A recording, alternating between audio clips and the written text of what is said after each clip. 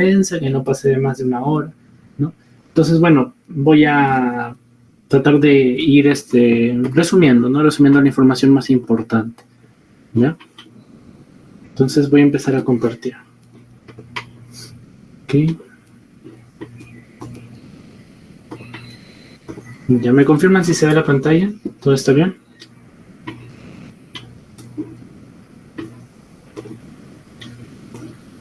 ¿Sí? Sí, todo correcto. Ya, listo. Bacán. Ok, chicos. Por cierto, ¿me confirman, se va a grabar esta ponencia o no? Solo para saber. Quería saber eso. No se graba. Chicos.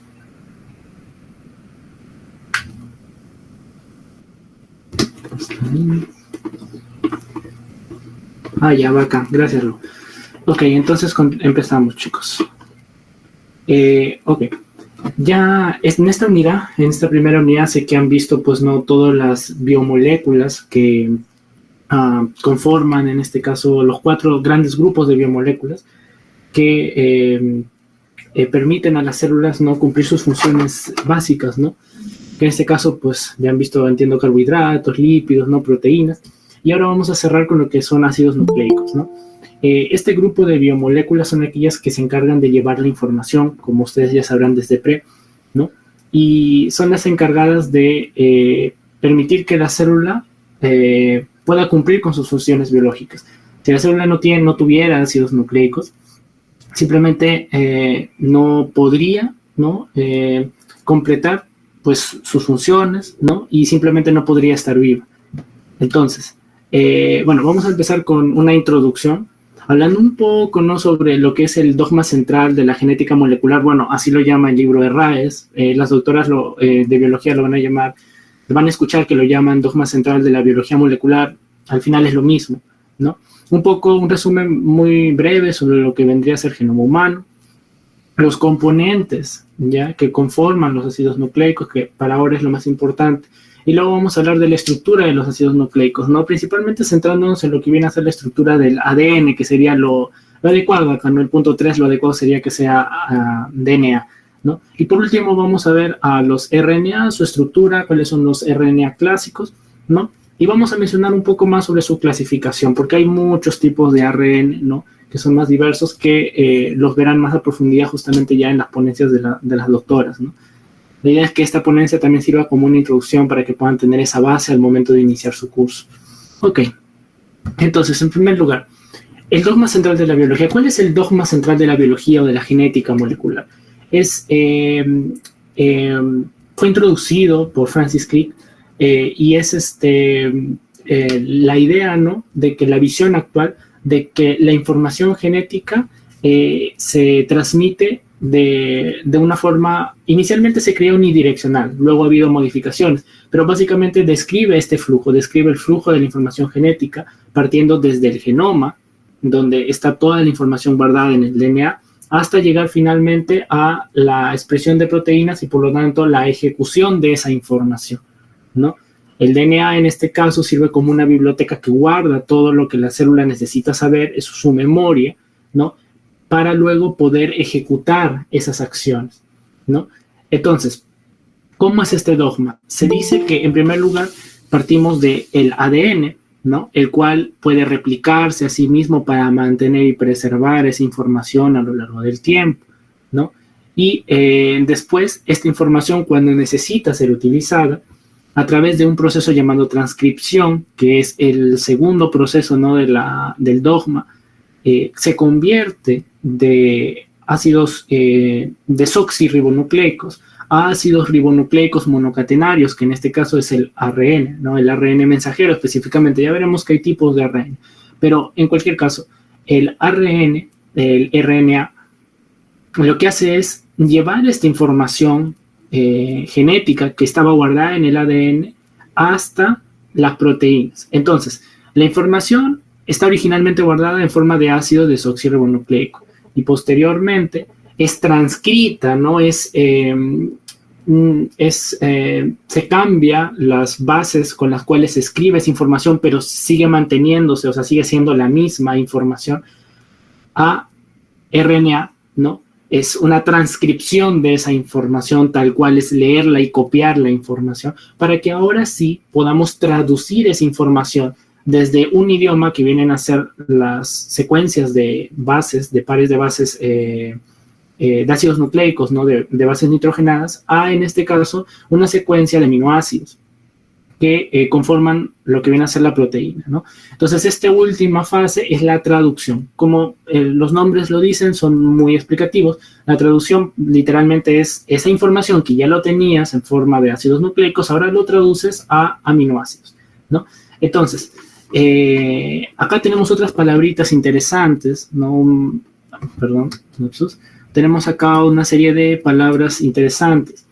Genoma, que supongo que la mayoría de ustedes ya lo habrán escuchado, tendrán una idea de qué es, pero acá también tenemos el transcriptoma, el proteoma y el metaboloma. Genoma es la información que está guardada en el ADN, toda la información génica guardada en el ADN, en el DNA, eso es el genoma, ¿no? Mientras que el transcriptoma es toda la información que está transcrita, que está guardada, ¿no? en los ARNs. O sea, todo el conjunto de ARN, ese es el transcriptoma. Mientras que el proteoma es toda la cantidad de información que está guardada en las proteínas, o sea, todas las proteínas de la célula, en otras palabras, ¿no? Y metaboloma ya vienen a ser biomoléculas, metabolitos, las moléculas que son resultado, que se forman como resultado del metabolismo celular, ¿no? Que no necesariamente van a ser ácidos nucleicos o proteínas en este caso, pueden ser otras cosas también, ¿no? Ahora, acá también tenemos una característica diferente, ¿no? Que es la transcripción inversa. En nuestras células no tenemos una transcriptasa reversa para poder generar esto, ¿no? Como tal. No tenemos una enzima propiamente dicho que haga esto, ¿no? Pero los que sí tienen una enzima así o que codifican información para enzimas así son, por ejemplo, los retrovirus, ¿no? Que básicamente es hacer el camino opuesto, ¿no? Partimos de RNA y llegamos a DNA, ¿no? Que antiguamente, cuando recién se planteó este dogma, se creía que esto no era posible, pero después con el surgimiento del VIH, ¿no? Y la investigación, se descubrió que existían los retrovirus que justamente hacen esta función, reconstituyen su ARN hacia ADN, ¿no? Y de esta manera pueden acoplar su información guardada en forma de ARN hacia ADN para que se pueda acoplar en la célula de su huésped, ¿no? Por eso es que ahora decimos que el ARN también guarda información, ¿no? Ya no solamente es el DNA. Ok, entonces esto en general es lo que viene a ser el dogma central de la biología o el dogma central de la genética molecular. Ok, ahora, ¿cómo está estructurado el genoma humano? El genoma en general está dividido en DNA de copia única y DNA repetitivo. El DNA de copia única son los genes que solamente están una sola vez, que no tienen repeticiones. Un DNA repetitivo, por ejemplo, puede ser el gen de los ribosomas, porque los genes que codifican para el ARN ribosómico tienen múltiples y múltiples copias. Y así sucesivamente. Entonces vamos a tener DNAs de copia única y DNAs repetitivos. Es una cuestión un poco más general, ¿no? Pero en ambos vamos a tener tanto el codificante como el no codificante. Entonces recuerden, todo lo que es ADN codificante es ADN génico, es lo que está dentro del gen, que es la unidad que guarda la información genética. Todo lo que está fuera es extragénico, por lo tanto, no guarda información, no codifica absolutamente nada, ¿correcto? Entonces, todo lo que está afuera del gen no codifica ninguna proteína o ningún transcrito que tenga utilidad. O sea, no llega a expresar esa información, simplemente está ahí de una forma estructural. Entonces, esa información no codificante, que como acabamos de ver, puede ser intragénica o intergénica. ¿Por qué? Porque dentro de los genes tenemos espacios que se llaman intrones que no codifican ninguna información, ¿no? Si nosotros dibujamos así muy brevemente lo que sería un gen, ¿no? Si este es el inicio y este es el final del gen, no es como el gen bacteriano. Un gen bacteriano, toda la información se transcribe, todo expresa información. Pero en un gen eucariota existen múltiples partes que le llamamos intrones o secciones intrónicas, que acá estoy haciendo de azul, que no codifican absolutamente nada de información. Que si esto fuera un gen que se va a traducir a una proteína, estas partes azules no van a traducir ningún aminoácido. Entonces a estos intrones se le conoce como ADNs no codificantes intragénicos, ¿no? Que estos son los intrones, que varían mucho de acuerdo al gen, ¿no? La cantidad me refiero. Por eso es de que un organismo vivo tenga más extensión, que su genoma sea más extenso, que sea más amplio, que tenga más megabases, más kilobases, ¿no? O sea, más cantidad de pares de bases. No significa necesariamente que tenga más genes o que vaya a expresar más, ¿no? Entonces, por eso es de que existen animales inferiores, o sea, animales que no son mamíferos, ¿no? Animales inferiores que tienen secuencias de ADN más largas incluso que la secuencia del genoma humano. El genoma humano en comparación con otras especies es relativamente pequeño incluso, ¿no? Sin embargo, expresa más información, ¿correcto? Entonces, eso es muy importante también, ¿no? Listo. Entonces, eso es el intragénico. Y el intergénico, pues obviamente es lo que está entre genes, ¿no? Entre un gen 1, gen 2, pues hay también hay secciones que no tienen nada. Te preguntarán por qué hay secciones así que no tienen nada. Pues bueno, en primer lugar, cumplen una función, aunque no sea codificante, que es una función estructural, ¿no? Y bueno, principalmente es eso. Luego, tenemos también la parte codificante, que ya es la parte roja, que es la parte propiamente del gen, ¿no? Y acá tenemos las secciones reguladoras y las secciones propiamente estructurales del gen, que vienen a ser las secciones codificantes propiamente dichas. Esto de aquí, bueno, lo van a ver a más detalle genética, así que ahorita no voy a ahondar en toda la estructura del gen, pero es importante que lo tengan en cuenta, porque existen partes codificantes y partes no codificantes, y existen ADNs de copia única y ADNs repetitivos. Punto. Por ahora eso es lo importante que tienen que tener en cuenta, ¿no? Para esta introducción. Ok, entonces, continuando.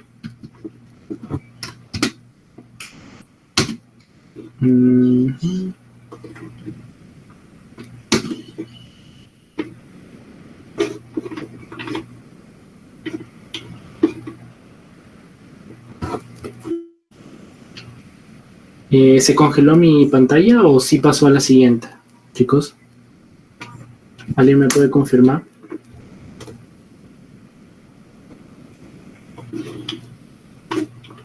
Disculpen, ¿alguien me puede confirmar si es que se congeló la pantalla o si es que pasó a la siguiente?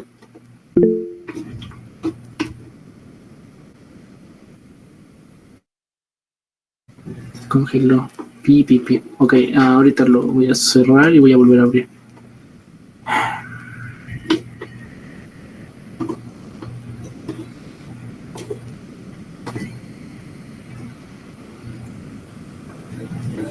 Ok. Disculpen, se congeló, mi computadora está un poco lenta. Ok, ¿y qué nos habíamos quedado? Ya, terminamos la introducción, ¿correcto? Ya.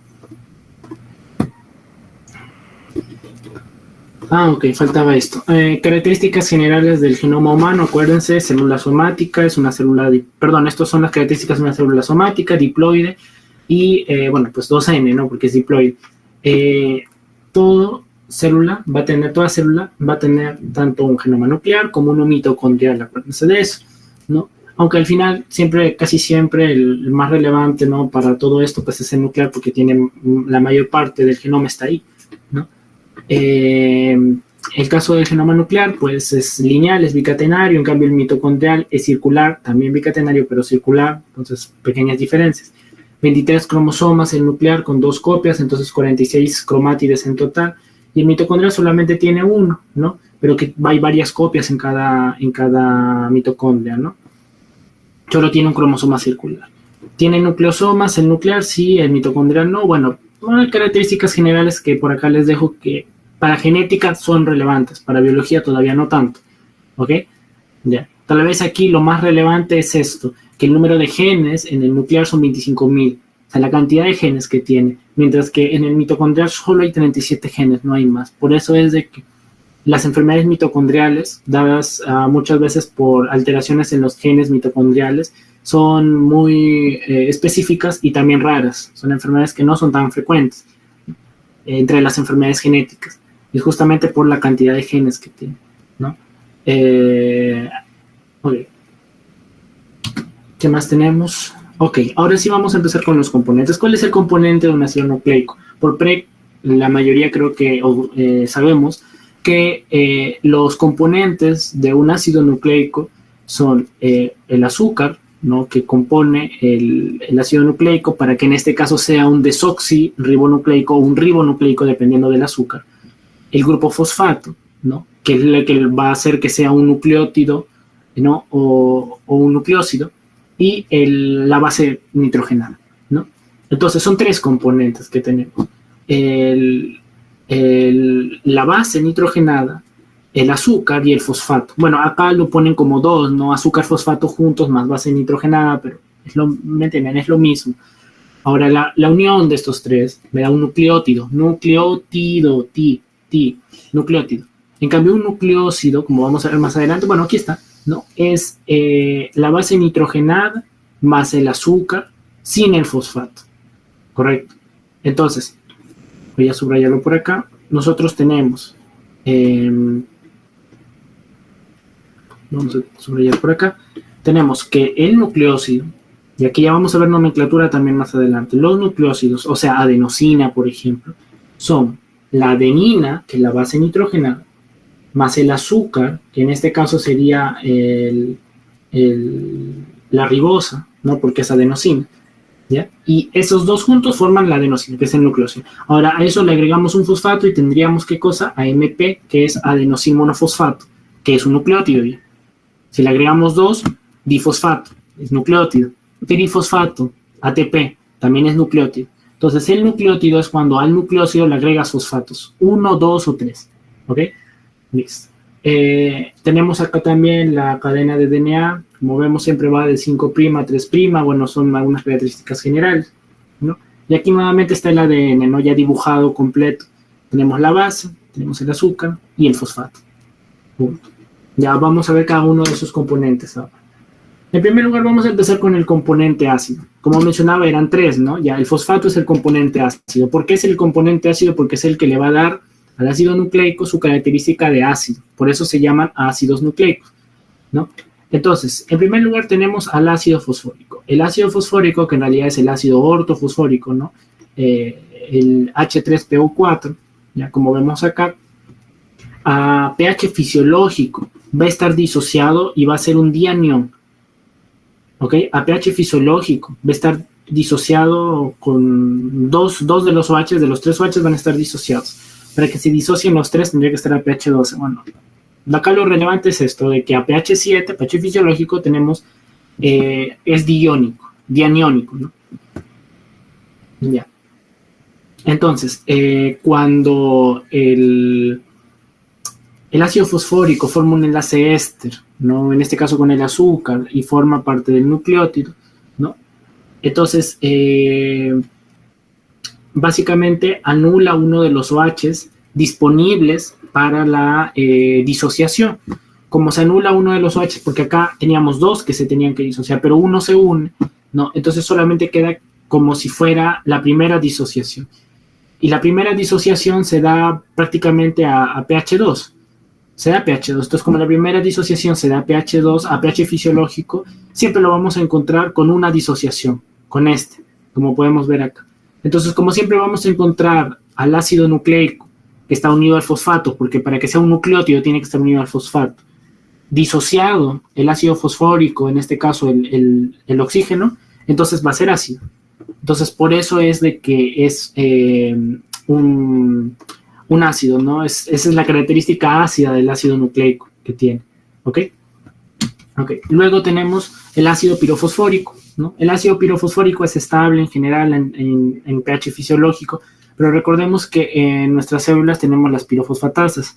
Las pirofosfatasas son unas enzimas que degradan este ácido pirofosfórico, lo cual hace que en general la concentración de ácido pirofosfórico en general el ácido pirofosfórico, no sea tan estable, sea un poco inestable. ¿Por qué? Porque la enzima siempre va a estar degradando, ¿no? Y va a estar convirtiendo en fosfato inorgánico, que es el ácido fosfórico que ya vimos, ¿correcto?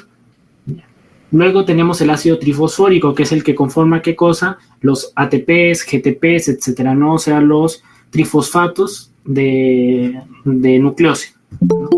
Ahora, como mencionaba, la carga negativa que está presente por culpa de la disociación del pH, ¿no? Porque el pH genera la disociación del OH.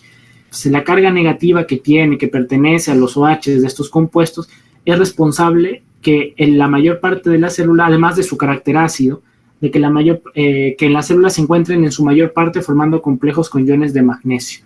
Este es un dato que también está en el RAES y lo traje porque es muy importante para el futuro. No recuerdo si lo mencionan mucho en biología, pero es importante. ¿Por qué? Porque el magnesio es un metal que es muy, muy importante para las funciones biológicas. No solo porque de por sí ya es un cofactor de muchas enzimas, ¿no? Que metabólicamente pues, se necesita magnesio para que las enzimas funcionen, ¿no? Sino también porque estabiliza los ácidos nucleicos. Por eso es de que el DNA está siempre formando complejos con magnesio, porque los iones magnesio van a unirse a los fosfatos del ADN, del ARN, a los grupos fosfato. Entonces, la deficiencia de magnesio también causa problemas en el ADN y puede favorecer la desestabilización del ADN. Por eso es que es importante también tener cantidades adecuadas de magnesio, no solamente porque es una coenzima, un cofactor, sino también porque además de ser un cofactor para muchas enzimas, también estabiliza a los ácidos nucleicos. Y ojo, hay un ácido nucleico que es muy importante, que no nos podemos olvidar, que es el ATP, la moneda de intercambio energético. Y el ATP casi nunca está suelto en el citoplasma, no está natando solo. Porque como tiene 3 fosfatos, tiene que estabilizarse ¿con qué? Con iones magnesio. Entonces siempre se está formando complejos, el ATP con los iones magnesio. Lo mismo el ADP también está formando complejos con los iones magnesio, ¿ya? Entonces por eso es importante saber eso, ¿sí? ¿Y por qué se da eso? Porque a pH fisiológico estos compuestos de fosfato siempre están disociados, ¿no? Al menos tienen una disociación de hidrógeno, siempre. Como siempre tienen una disociación, tienen carga negativa, entonces se une, forma complejo con el magnesio, ¿ya? Entonces eso es importante recordar para futuro, para fisio más que otra cosa, y para bioc. Tipos de enlace, bueno, como estábamos viendo, tenemos el enlace fosfoéster. Cambiar esto acá. Tenemos el enlace fosfoéster, ¿no? Donde podemos tener al fosfomonoéster, ¿no? Al enlace directamente de fosfato, monofosfato, etcétera. Son nombres, ¿no? Que sería el enlace fosfoéster. Es un éster en una posición de la molécula, ¿no? Entonces, el fosfato tiene 3 oxígenos que se pueden unir. Si tú unes 1, tienes un fosfoéster. Si tú unes 2, entonces tienes fosfodiéster, que este es el enlace de los ácidos nucleicos, ¿sí? ¿Por qué? Porque en el ADN y en el ARN tenemos que el grupo fosfato está unido, por un lado, al azúcar de su propia subunidad, o sea, de su nucleótido respectivo, pero también lo une a ese nucleótido con el siguiente nucleótido, ¿correcto? Entonces, de forma 3', 5', no siempre es esa, o sea, me refiero, las uniones son en 3' y en 5', ¿no? Y la dirección de la cadena, que ya lo vamos a ver después, es 5'3, ¿no? 5'3, eso sí, pero el punto es de que siempre en esos dos puntos de unión vamos a tener enlaces fosfodiéster, ¿no? Porque el fosfato está unido a 2 siempre, ¿ok? Ya. Y luego tenemos al bisfosfato, ¿no? Que este de acá se da cuando 2 fosfomonoésteres, ¿no? Se dan en sitios diferentes de una molécula, ¿no? Este no es tan común. Acá el enlace que nos interesa es el fosfodiéster, este de acá, ¿ok? Es un éster que se forma con 2 moléculas diferentes. Ok, ¿qué más tenemos? Enlace éster y anhidro. Ok, el enlace anhidro, pues ¿cuál es? El que se da entre 2 fosfatos. Aquí donde lo podemos ver, por ejemplo, en el ADP, en el ATP, cuando los 2 fosfatos se unen para formar el pirofosfato o el trifosfato, ahí vamos a tener un enlace anhidro. Ok, lo mismo acá, este es el enlace difosfato. Ahora el trifosfato, trifosfanhidro, la misma cosa también. Tenemos ahora 2 fosfoanhidros y un fosfoéster. Entonces, un enlace difosfato es un fosfoéster y un fosfoanhidro, ¿correcto? Ya. Y el trifosfato, pues, es un fosfoéster con 2 fosfoanhidros, ¿no? O sea, porque acá está juntando todos los 3 fosfatos. y acá solamente 2. Ahora, este R, ¿qué cosa puede ser? Puede ser una adenosina y sería un ATP. Acá arriba también podría ser una adenosina y sería un ATP. ¿Ok? Ok, ahora vamos con el componente neutro, con los azúcares. El componente neutro, pues tiene una forma, puede tener una forma lineal o una forma cíclica. Esto es porque como son azúcares, y ya han visto seguramente, los azúcares tienen una forma lineal y una forma cíclica. Ahora, cuando están formando parte de los ácidos nucleicos, siempre van a estar de forma cíclica, ¿ok? Siempre van a estar de forma cíclica, nunca van a estar de forma lineal o abierta. Entonces, a esto le llamamos como la proyección de Fischer, que esto ya lo han visto en lo que es azúcares, ¿ok? Ahora, ¿qué tipo de azúcar es el que tenemos en los ácidos nucleicos? Es la D-ribosa y la D-desoxirribosa, ¿no? Bueno, eso va a depender del ácido nucleico que estemos viendo, pero partamos con la D-ribosa, que es la base, ¿ok? Entonces, la proyección de Fischer, ¿no? Que es la lineal, se cicla y forma la proyección de Haworth, ¿no? Que es la cíclica. Y como les decía, la forma cíclica es la que siempre va a estar presente, ¿no? No la forma Fischer. La forma Fischer lineal no está presente en forma de ácidos nucleicos porque tiene que ciclarse para poder formar la estructura tridimensional, ¿correcto? Entonces, simplemente no va a estar presente. Entonces, al momento de ciclarse, como ustedes ya saben cuando han visto los azúcares, este OH del carbono 1, que antes no, del carbono 1 que está acá, ¿no? Que antes era un, ¿cómo se llama esto? Un carbonilo, ¿no? Perdón, claro, carbonilo, que no era, este carbono 1 no era un carbono anomérico, ahora pasa a ser un carbono anomérico. Como pasa a ser un carbono anomérico, puede este OH estar para arriba o para abajo. Si está para arriba es beta y si está para abajo es alfa. Entonces, lo que nosotros tenemos en el organismo, en nuestros ácidos nucleicos, es la forma beta, ¿no? Entonces, quedaría beta D ribosa o, en todo caso, beta D ribofuranosa, que es el nombre correcto, ¿no? Como ya habrán visto, furanosa, ¿por qué? Porque tiene forma de furano el ciclo, ¿no? Forma de furano. Entonces, ¿qué es en este caso este ciclo de 5? El ciclo de 5 se le llama furano, ¿ya? El ciclo de 6 no. Ahora, es beta de ribofuranosa. Ahora, también podría ser beta de 2-desoxirribofuranosa. ¿Por qué? Porque si al carbono 2 le quitamos el OH y lo convertimos en H, entonces le estamos quitando un hidroxilo. Como le quitamos el hidroxilo, entonces es desoxi. Entonces tenemos beta de 2-desoxirribofuranos. Y esto es la base, el azúcar de el ADN, mientras que el primero, la ribofuranosa, es del ARN, ¿correcto? Ya. Entonces, en la representación habitual de estos compuestos omitimos los hidrógenos, obviamente, y por lo tanto nos queda así simplemente, ¿no? Acá con los dos OHs y acá con un solo H. Ojo, esto es muy importante también para que sepan cómo es la numeración. La numeración en la forma lineal empezaba aquí, en el carbono que tiene el carbonilo.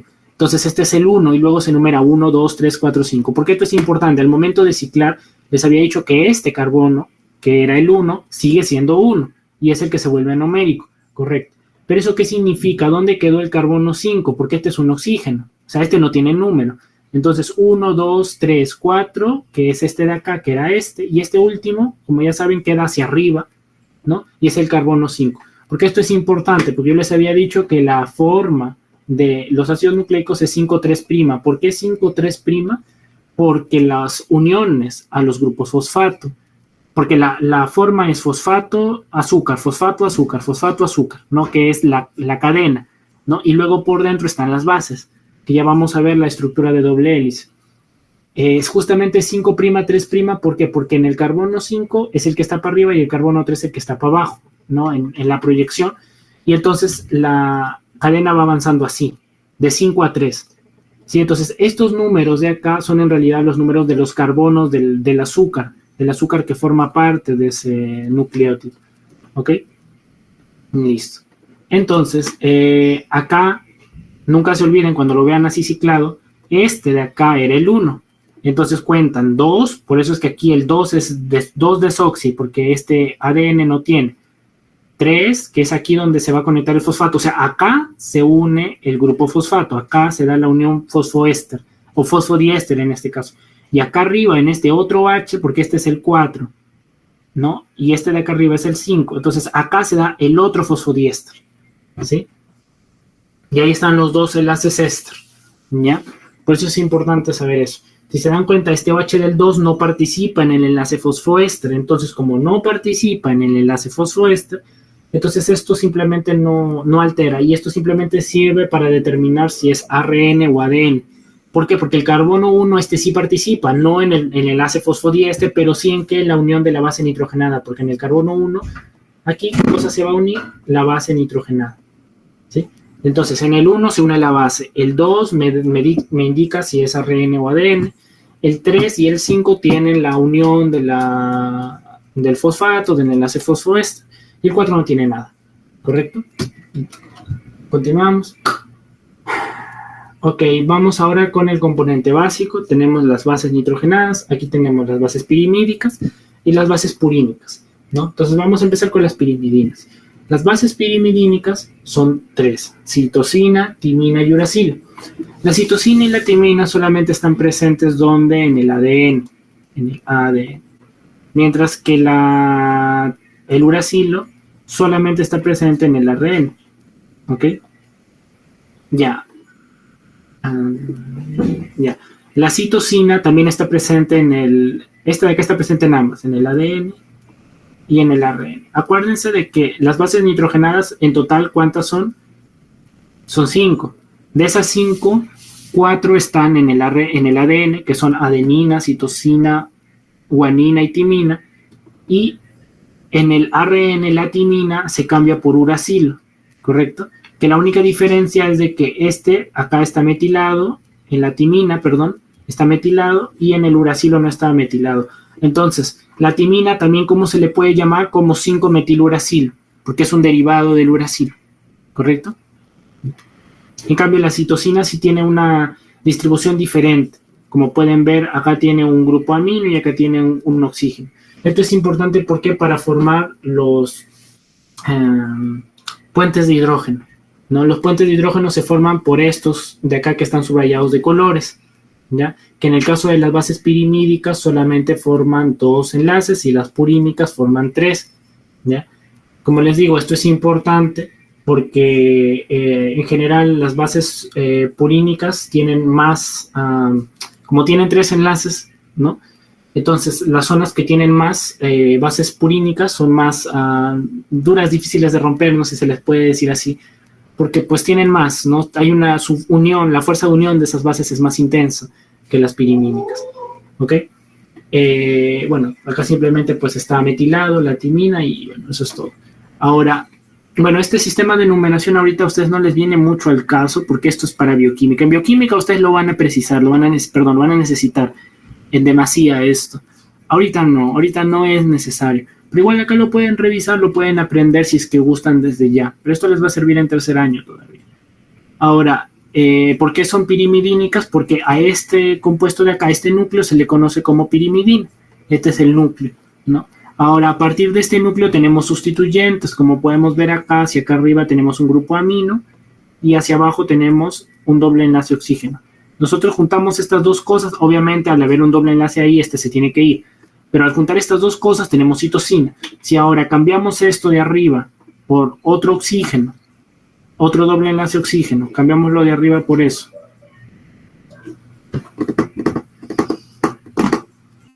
Se congeló de nuevo mi computadora, chicos, un momento.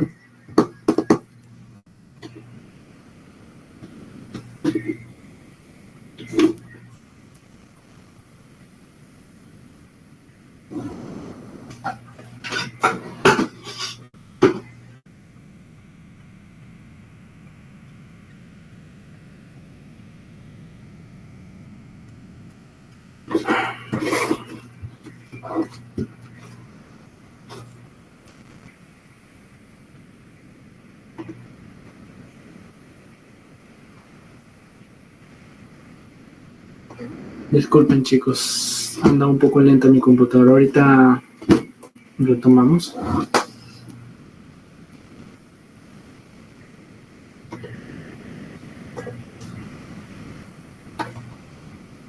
Ok. Estábamos acá.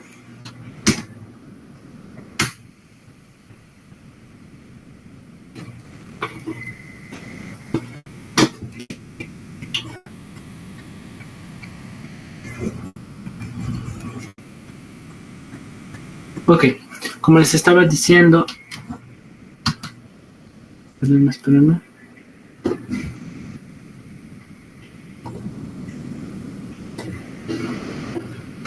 Ok, listo, retomamos. Como les estaba diciendo, ¿no? Pues simplemente cambiando los sustituyentes del núcleo de pirimidina, vamos a obtener tanto la citosina como la timina. Y el uracilo también, ¿no? Bueno, entonces, la numeración, ¿cómo comienza? En este caso, el número 1 es el nitrógeno, ¿no? Acá se cuentan tanto nitrógenos como carbonos, ¿no? Y va hacia la izquierda en forma horaria. Entonces, tienes 1, 2, 3, 4, 5 y 6. Entonces, las bases pirimidínicas tienen 6 números, ¿no? En total. Por eso es que es 5-metiluracil, porque está en la posición 5, ¿ya? En función de este sistema de numeración, que sigue en sentido horario. Ahora, las purinas o bases púricas, ¿no? Tienen como base a este anillo, ¿no? Que es el núcleo de purina, que está conformado de 2 anillos, de un anillo pirimidina y un anillo imidazol. Por lo tanto, al tener 2 anillos, la numeración va desde el 1 hasta el 9, como pueden ver en este sistema, ¿no? El sistema del núcleo de pirimidina, que es el primero en nombrarse, es el mismo. Empiezas en el nitrógeno, vas en sentido, en este caso, contrario a las agujas del reloj, porque tienes que ir de nitrógeno a nitrógeno. Entonces tienes 1, 2, 3, 4, 5, 6, y luego después, recién que llegas al 6, continúas por el anillo imidazol, en este caso 7, 8 y 9, ¿no? Entonces, estos ya son los números asignados a estos núcleos, ¿no? Y nuevamente aquí lo mismo, la adenina simplemente es sustituir en la posición 6, le metes a un grupo amino. Entonces, esa sustitución, 6-aminopurina, es la adenina. Mientras que por otro lado, la guanina es esta adenina, se cambia esta sustitución de 6 por 6-oxo, porque se convierte en un oxígeno, y en la posición 2, el grupo amino, ¿no? Entonces solamente tienes estas 2 sustituciones. Y ya está. Bueno, los nucleósidos, en resumidas cuentas, son una base nitrogenada más un azúcar, como ya les había mencionado anteriormente, no hay mucho más ciencia aquí, ¿no? No tienen fosfato, punto. Esa es la única diferencia.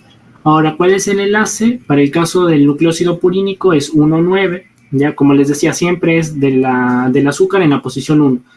Lo que varía es en la base, que en este caso es 1,9, no en el nucleósido purínico.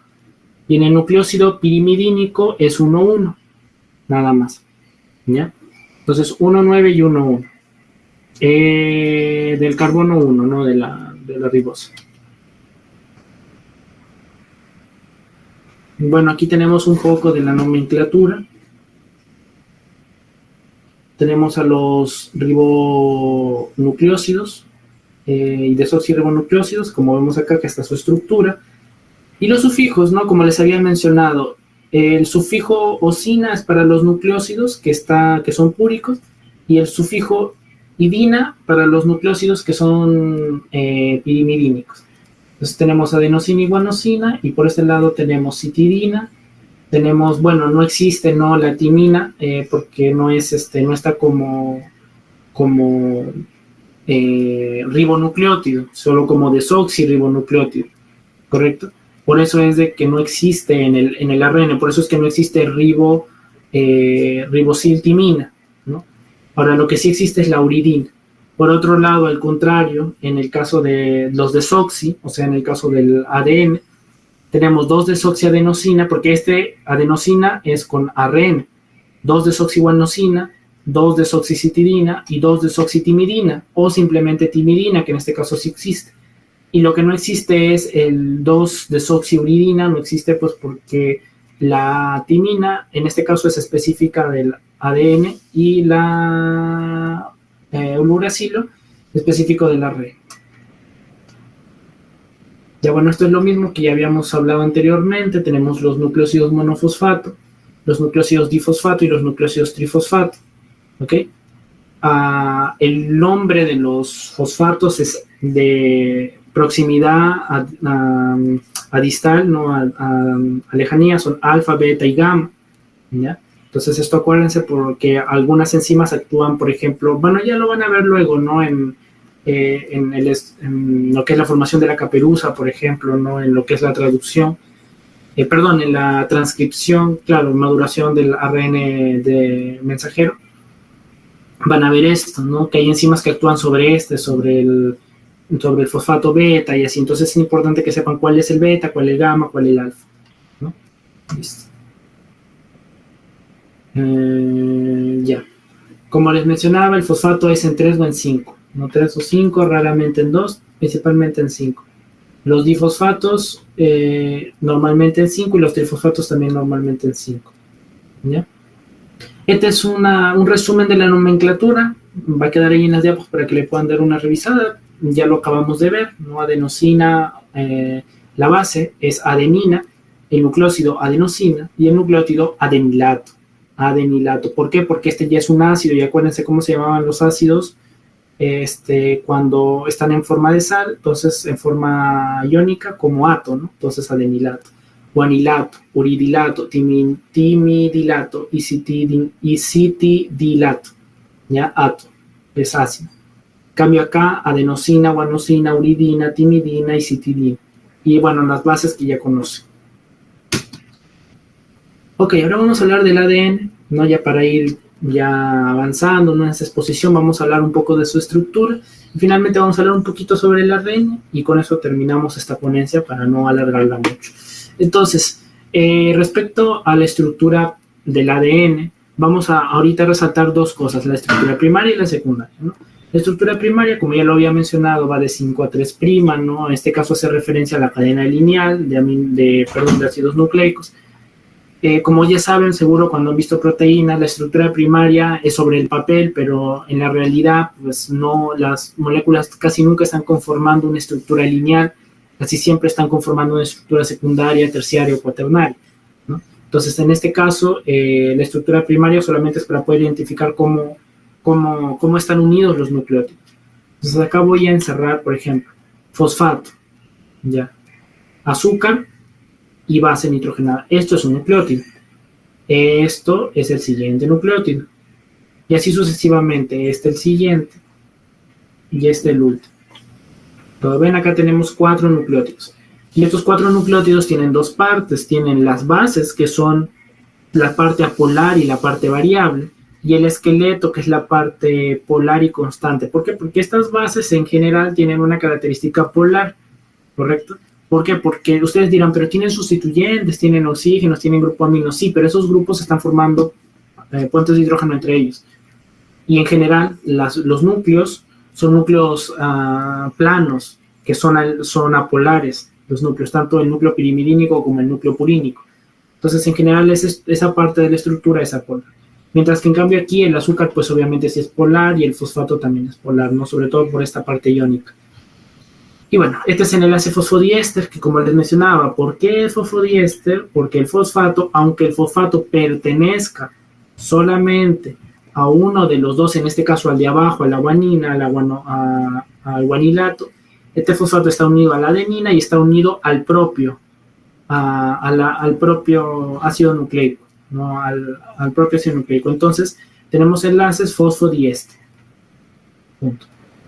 Esto de afuera es el esqueleto, ¿no? Acuérdense, eso se le conoce como el esqueleto.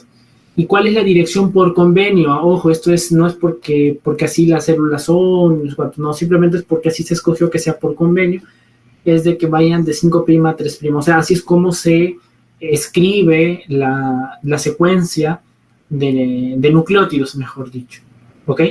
La secuencia de nucleótidos se escribe de 5' a 3' por convenio internacional, ¿ok? Para evitar confusión. Ahora, para pasar a la estructura secundaria, vamos a hablar brevemente de lo que son las leyes de Chargaff. Las leyes de Chargaff básicamente lo que nos dicen es de que la cantidad de adenina y la cantidad de timina es en proporción la misma. ¿Por qué? Porque todas las adeninas están unidas ¿a qué cosa? Están unidas a timinas. Acuérdense cómo es la distribución de pares de bases, es adenina, atimina y guanina a citosina, ¿ya? Listo. Entonces, como la distribución es así, lo voy a escribir por acá mejor. tienes adenina, guanina, citosina, timina y uracila. Entonces, acuérdense, A con T y C con G.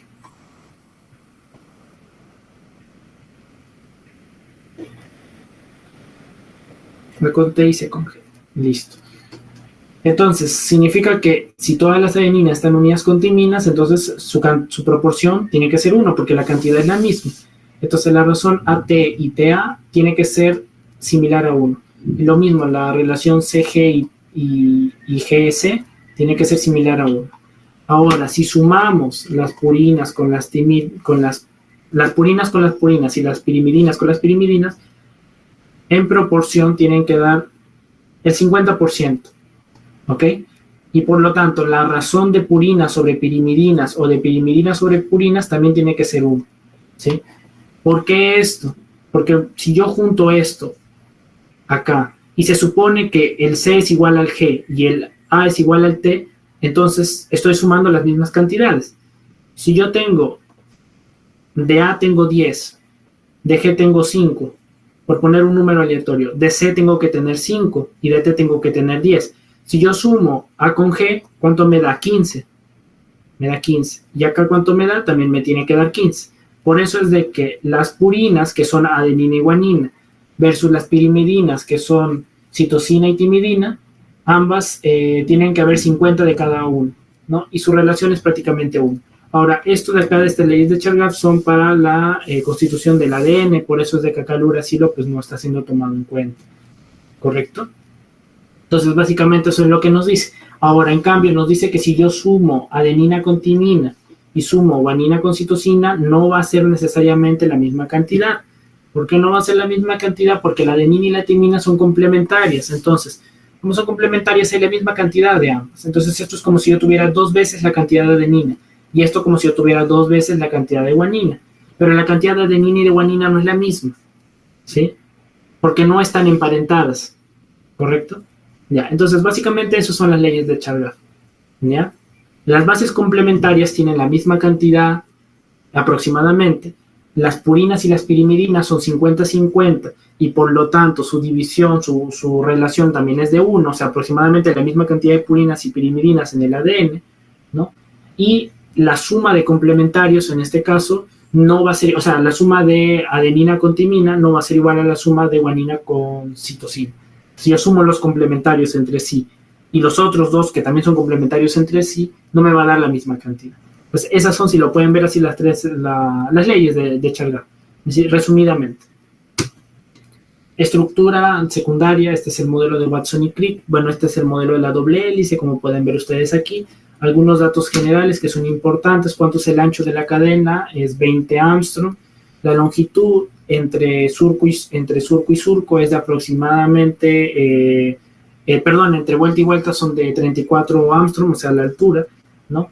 Y la longitud entre base y base es de aproximadamente 3.4 Armstrong. Por lo tanto, ¿cuántas bases hay por giro, por vuelta de la doble hélice? 10 aproximadamente. Ahora, ojo, estos datos que estoy dando aquí son datos que son principalmente de la forma B, porque acuérdense que existen 3 formas, ¿no? El modelo de Watson y Crick, en este caso, es la forma clásica, que es la forma B, que es la forma clásica del ADN.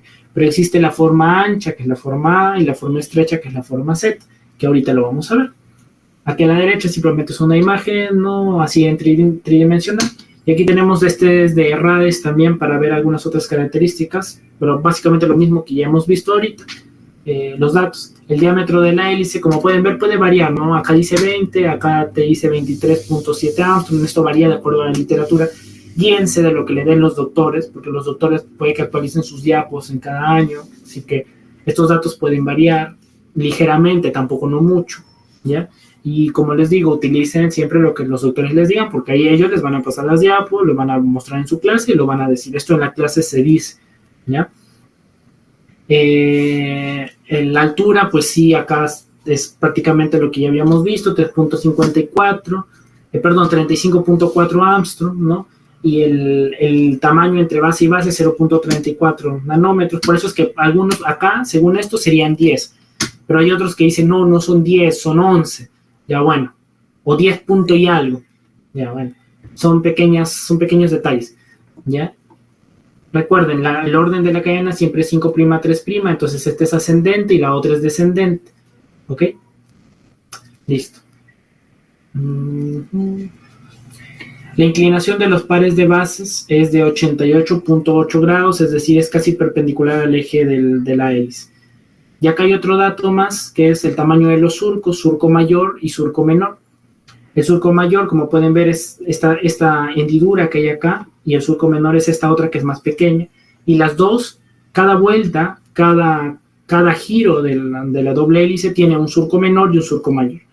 ¿Ok? Este surco mayor aproximadamente 22 Armstrong y el menor aproximadamente 2. ¿Ya? Yes. Ok, ¿y cómo se conforma todo esto? A través de puentes de hidrógeno, que ustedes ya saben lo que es, en este caso, un puente de hidrógeno, como saben.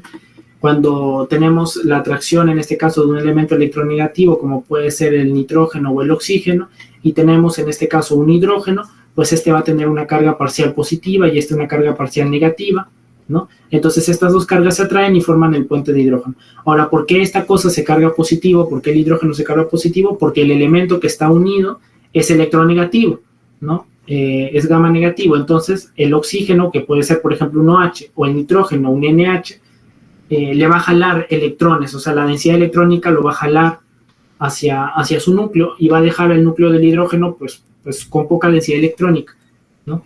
Y ahí es donde se da el puente de hidrógeno entre el X y el elemento X y el hidrógeno, ¿no? Entonces, esa es la formación del puente de hidrógeno. ¿Ya? Que es la base, el puente de hidrógeno es la base de la estructura secundaria del ADN. ¿Ok? Ya. La complementariedad, bueno, esto ya lo hemos visto también, ¿no? Básicamente, recuerden, solamente un detallito más que agregar aquí que es importante recordar, ¿no? La adenina con la timina, ¿no? En su complementariedad, siempre la complementariedad es entre una purina y una pirimidina. ¿Ya? Entonces, esta complementariedad es solamente de ¿qué? De dos puentes de hidrógeno, ¿sí? Entre este de acá, oxígeno-hidrógeno, como pueden ver, acá se forma un puente, y acá entre este otro hidrógeno-nitrógeno se forma otro. Estos dos de acá no tienen hidrógeno y no pueden formar puente de hidrógeno. Entonces, la unión AT, ¿ya? O AU, en el caso del ARN, en el caso de que este se pliegue, es más débil que la unión CG. Porque la unión CG, ¿cuántos tiene? Tiene 3. ¿Por qué? Porque acá tenemos a la citosina, tiene hidrógeno, y acá está el oxígeno de la guanina, entonces acá hay un enlace entre este nitrógeno, que acá tiene carga negativa, y este hidrógeno con carga positiva, acá hay otro, ¿no? Y finalmente entre este oxígeno y este hidrógeno positivo, también hay otro. Como pueden notar, se precisa de ¿qué? De un hidrógeno, ¿sí? Si no hay hidrógeno no se puede hacer el enlace. ¿Por qué? Porque acá había oxígeno y acá había nitrógeno. El problema es que no había hidrógeno. Y el hidrógeno es el que da la carga positiva. Estos dos son negativos, este es negativo y este es negativo, y entre negativos no se atraen. ¿Ok? Listo.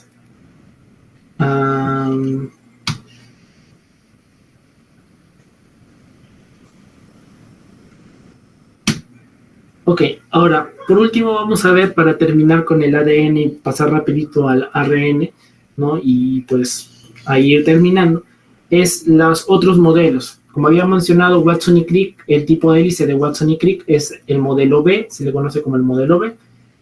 ¿Cómo es el sentido? Acá están todas las características generales y es importante que lo sepan. Estos datos de los nanómetros y los Armstrong pueden variar un poco y utilicen el dato que les da su docente, porque este dato yo le he sacado del RAES y puede diferir un poco del dato que está en el Albers, sino que aquí está más bonito, está mejor organizado, y por eso lo traje para esta ponencia introductoria, porque pues es un poquito más didáctico, ¿no? Ahora, el sentido del giro de la hélice, el de Watson, es dextroso o dextrógiro. La forma y el tamaño es intermedia. El diámetro, pues 23, 24 nanómetros. La distancia entre bases es 3.4, ¿ya? Armstrong. Los pares de bases por vuelta son aproximadamente 10.4. Como yo les decía, yo recordaba que eran un poquito más de 10, ¿no? Pero es menos de 11, 10.4. La rotación por cada base, bueno, este dato es un poquito menos útil. Longitud de vuelta por hélice es de 3.54 nanómetros o de 35.4 Armstrong. Como lo ven, este dato es más exacto. La inclinación del plano de las bases es casi perpendicular al eje de la hélice, no tiene mucha inclinación, es casi nula. El surco mayor o grande es ancho y de profundidad intermedia. Esto es importante, ¿ya? ¿Por qué? Porque la mayoría de enzimas que se acoplan al ADN para poder generarle modificaciones, desenrollarlo o enrollarlo, van a unirse al surco mayor. La gran mayoría detecta patrones en el surco mayor del ADN, porque, como mencionamos, el tipo de hélice de Watson y Crick es el principal tipo de ADN que está en el cuerpo. Entonces, casi todas las enzimas van a este ADN. Entonces, es importante que las características del surco menor y menor se mantengan. Entonces, el surco mayor es ancho y su profundidad intermedia. Y el surco menor es estrecho y de profundidad intermedia. Pero, ¿qué pasa, por ejemplo, en el A? Que cuando se forma, cuando se deshidrata el Watson y Crick, entonces al deshidratarse, al perder agua, el ADN se ensancha, ¿ya? Y se estrecha, o sea, se acorta de longitud. Entonces, ¿sigue siendo dextroso? Sí, pero la forma es más ancha y más corta, el diámetro de la hélice es mayor porque es más ancho, la distancia entre bases se acorta, se vuelve más chato, y por lo tanto hay más pares de bases por vuelta, ahora hay 11. La rotación por cada base disminuye ligeramente, que como les digo, este dato no es tan importante, ¿ya? La longitud por vuelta de hélice, esta sí disminuye, esto es importante porque se hace más chato, ¿no? La inclinación del plano, esto también es importante, tiene gran inclinación, mientras que casi no tenía inclinación. Y los surcos varían, esto es lo más importante. Entre los tres, lo más importante es que los surcos varían. El surco mayor se vuelve estrecho y profundo, y el surco menor se vuelve amplio y poco profundo. Entonces esto altera la interacción con las proteínas y enzimas que se unen al ADN, que son esenciales para la supervivencia de la célula y para su adecuado funcionamiento. ¿Ok? Esto último del enlace N-glucosídico no es tan relevante tampoco. Ahora, el modelo Z es el de Rich Dickerson. Básicamente es el único que es sinestroso, ¿no? Que es levógiro, que va al revés, su sentido de hélice. No se sabe, no se explica todavía por qué se da este tipo de ADN en algunos casos, ¿ya? Su forma es más estrecha, más larga, ¿ya? Por lo tanto, la distancia entre pares de bases es más estrecha, justamente como mencionaba, es menor, ¿no? Perdón, el diámetro de la hélice es menor, pero la distancia entre bases es ligeramente mayor, ¿ya? El diámetro es menor, es bastante estrecho. Tiene más pares de bases por vuelta, tiene 12. La rotación de cada base es negativa en este caso, ¿por qué? Porque es sinestroso, entonces gira hacia el otro lado. La longitud de la vuelta de la hélice es mucho mayor, como les mencionaba, es más largo, y su inclinación es ligera, no es tanta como la de la A, ¿no? Ahora, sus surcos. El surco mayor es plano y sin profundidad, también no le permite a las enzimas actuar, este es el que genera más problemas. Y el surco menor es estrecho y profundo. ¿Ok? Entonces, como ven, tanto el A como el Z son alteraciones que pueden generar problemas para las enzimas que actúan con el ADN. ¿Ok? Aquí tenemos unas imágenes sobre cómo se ven, ¿no? Acá tenemos el clásico, ¿no? El de Watson y Crick, pero aquí podemos ver cómo el A se vuelve más ancho, ¿no? Más ancho y más corto, ahora es más cortito, mientras que el Z es mucho más angosto, pero es más alto, es más largo, ¿no? Listo, entonces esas dos cosas son relevantes, son las características principales, ¿ya? Y quiero que observen aquí también cómo los surcos aquí están muy bien definidos, el surco mayor, el surco menor, están claros. En cambio acá el surco mayor, que vendría a ser está muy profundo, ¿lo ven? Pero es pequeño, pero es muy profundo, está muy metido, entonces la enzima ya no se puede acoplar, porque acá tiene que venir una enzima que es como una abrazadera y unirse acá hacia al surco, y ahora ya no puede. Y el surco menor es más ancho, sí, pero ahora es muy prominente, entonces tampoco su profundidad es muy baja y no permite la unión. Tiene que hablar de que ahora está girando al revés. Entonces, como está girando al revés, entonces ya eso altera toda la conformación de las enzimas, ¿no? El surco mayor casi no existe, ¿no? Entonces eso también es complicado, porque como les mencionaba, el surco mayor es el principal sitio de unión de las enzimas. Y de hecho hay enzimas que leen patrones dentro de ese surco mayor, ¿ya? Por eso es muy importante. Ya, finalmente vamos a terminar con lo que es ARN, algo muy cortito. Como ya saben, el ARN, la única diferencia con el ADN es de que es monocatenario principalmente y tiene ribosa en lugar de desoxirribosa. ¿Esto qué cosa causa?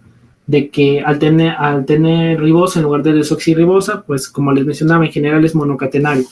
Aunque hay regiones donde se puede plegar y por complementariedad de bases generar una estructura secundaria y una doble hélice. Por eso es que los ARNs tienen estructura secundaria y terciaria dependiendo, por ejemplo, de los ARNs de transferencia. ¿Ya? Vamos simplemente a hablar un poco de su clasificación así muy brevemente para terminar, chicos.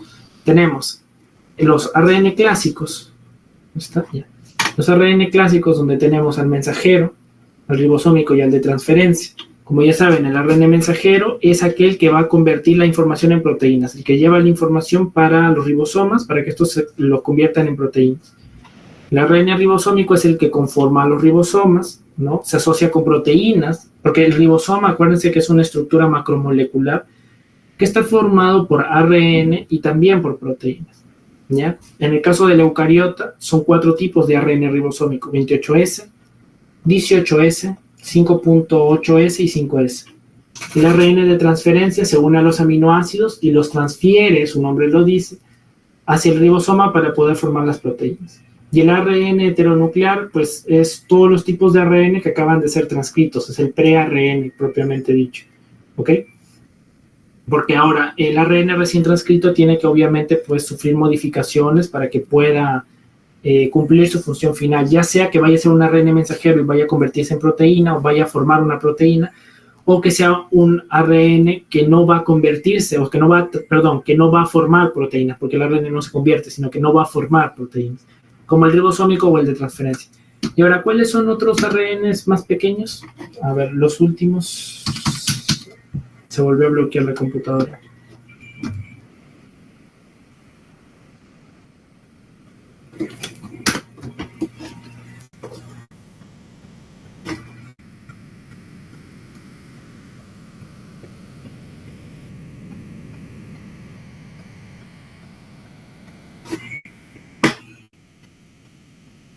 Disculpen, chicos, estos errores técnicos, estas fallas técnicas. Ya estamos por terminar, ya estábamos en la última diapositiva. Ahorita terminamos. Ok, por último tenemos la clasificación de los ARNs. Aquí vamos a ver un poquitito de algunos ARNs que pues no son muy comunes, pero que ustedes los van a ver y los van a estudiar más este año. ¿Ya, chicos?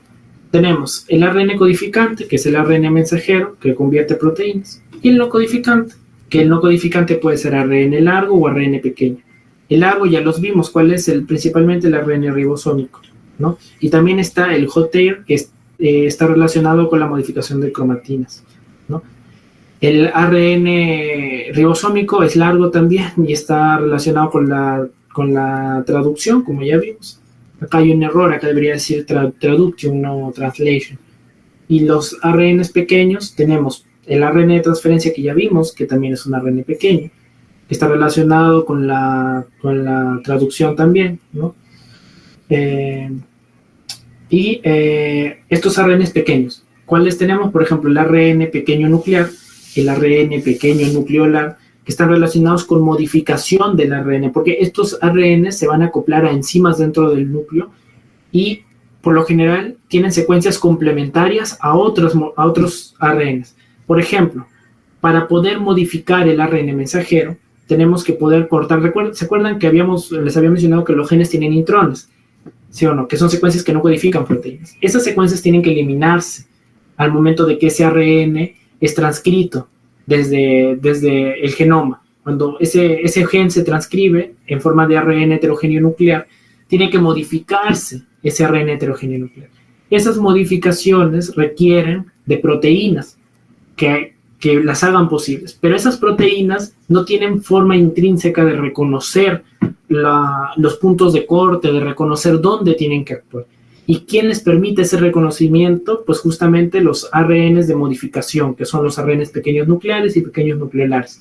Entonces, estos ARNs se acoplan a proteínas, ¿ya? Y estas proteínas, estos complejos ARN-proteína, permiten la modificación de otros ARNs dentro del núcleo, ¿no? Y ustedes lo van a ver seguro en los complejos de splicing, ¿no? En el splicing, en los distintos complejos que hay ahí, estas proteínas tienen ARNs de modificación, estos ARNs pequeños, si no me equivoco, pequeños nucleolares. Sí, porque la modificación, por ejemplo, del ARN ribosómico se da ahí, pues, ¿no? En el núcleo, ¿no? Entonces, así hay distintos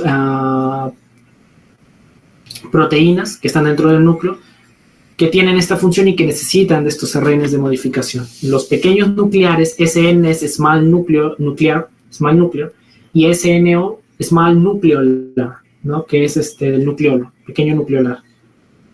Por último, tenemos a los ARNs de silenciamiento, que son ARNs que su función es básicamente silenciar a otros ARNs que ya se expresaron.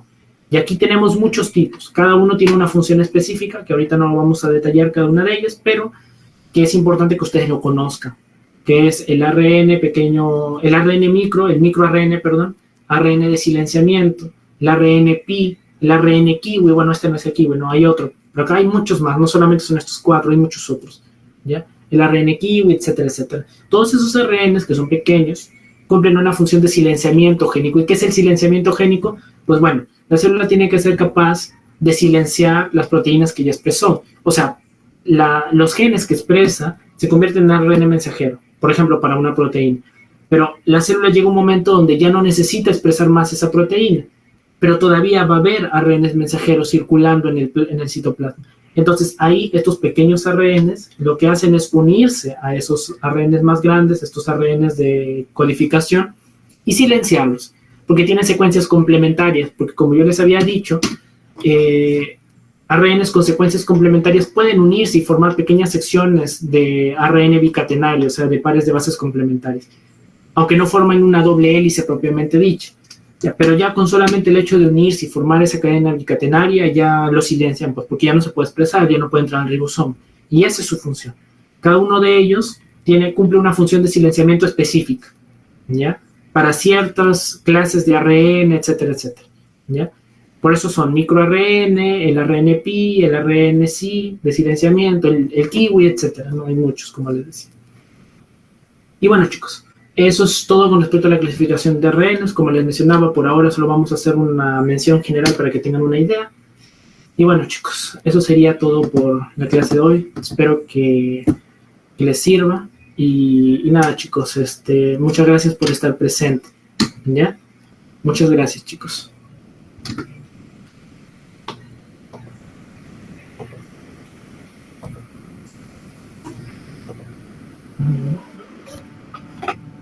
Nuevamente agradecer al estudiante Mayer Ganosa por acompañarnos en esta jornada y por la gran ponencia que nos ha brindado. Esperamos contar con su presencia en las próximas ponencias. Estén atentos a las redes sociales de CPA SOCEMUN para enterarse de nuestros próximos eventos. Muchas gracias a todos. Buenas tardes.